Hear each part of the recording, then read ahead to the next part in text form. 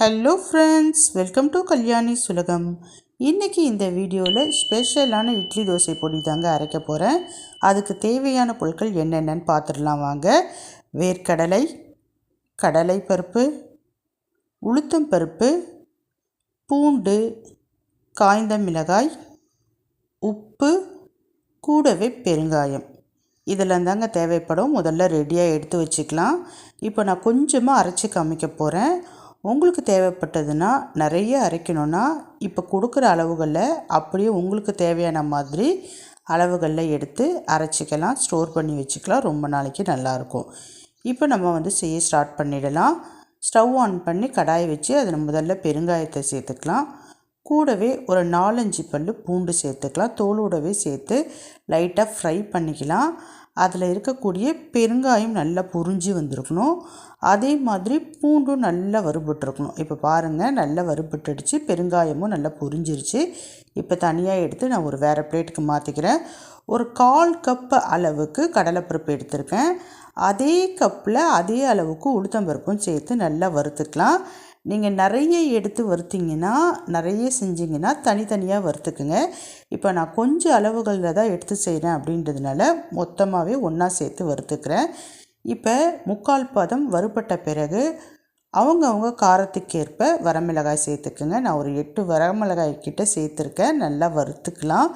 மிளகாய், இந்த பருப்பு வகைகள் எல்லாமே நல்லா சிவந்து வந்திருக்கணும். எந்த காரணத்துக்கும் கொண்டும் கருக விடக்கூடாது.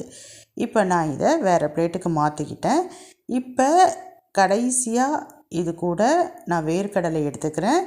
வேர்க்கடலை பார்த்திங்கன்னா ஏற்கனவே வறுத்த வேர்க்கடலை தான், இருந்தாலும் நான் ஒரு முறை லைட்டாக அதை வறுத்துக்கிறேன்.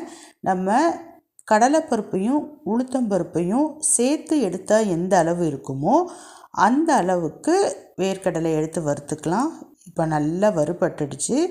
இப்போ இது கூடவே கொஞ்சமாக உப்பு சேர்த்து வறுத்துட்டு தனித்தனியாக ஆற விட்டுக்கலாம்.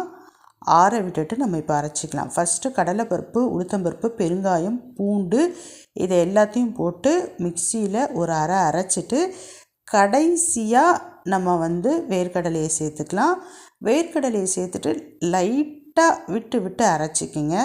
இந்த பக்குவத்துக்கு அரைச்சிக்கிங்க. அவ்வளோதான், ஸ்பெஷலான வேர்க்கடலை பொடி ரெடி ஆகிடுச்சு. ரொம்ப ருசியாக இருக்கும். உப்பு மட்டும் செக் பண்ணிக்கிங்க. இட்லி, தோசை ரெண்டுத்துக்குமே தொட்டு சாப்பிடலாம். ரொம்ப சூப்பராக இருக்கும். அதே மாதிரி நம்ம எங்கேயாவது வெளியில் போகிறோன்னா இட்லி தோசையை மட்டும் ரெடி பண்ணி எடுத்துக்கலாம். சட்னி எடுத்துகிட்டு போனால் கெட்டு போயிடும். அந்த மாதிரி இடத்துல இந்த வேர்க்கடலை பொடியை நம்ம ரெடி பண்ணி எடுத்துகிட்டு போயிட்டோன்னா ஆயில் மட்டும் சேர்த்து சாப்பிட்டுக்கலாம். ரொம்ப ருசியாக இருக்கும்.